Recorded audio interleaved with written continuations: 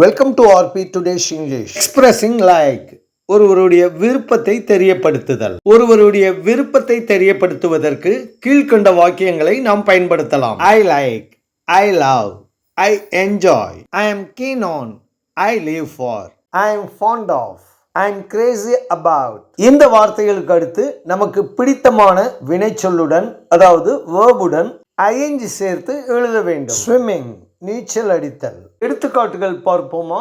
I like swimming, எனக்கு நீச்சல் அடிப்பது பிடிக்கும். ஐ லவ் ஸ்விம்மிங், எனக்கு நீச்சல் பிடிக்கும். ஐ என்ஜாய் ஸ்விம்மிங், நான் நீச்சல் அடிப்பதில் மகிழ்ச்சி அடைகிறேன். I am keen on swimming, எனக்கு நீச்சல் அடிக்க ரொம்ப ஆசை. ஐ லிவ் ஃபார் ஸ்விம்மிங், நான் நீச்சலுக்காக வாழ்கிறேன். ஐ ஆம் ஃபாண்ட் ஆஃப் ஸ்விம்மிங், எனக்கு நீச்சல் பிடிக்கும். ஐ எம் கிரேசி அபவுட் ஸ்விம்மிங், நான் ஒரு நீச்சல் பைத்தியம், எனக்கு நீச்சல் மிகவும் பிடிக்கும் என்றும் கூறலாம். Let's recap. நாம் படித்தவற்றை மீண்டும் பார்ப்போமா?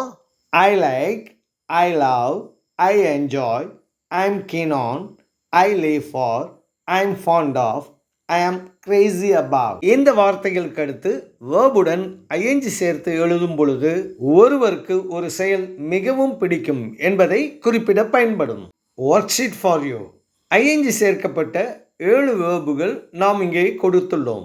அவைகள் reading, cooking, playing, singing, studying, drawing and eating.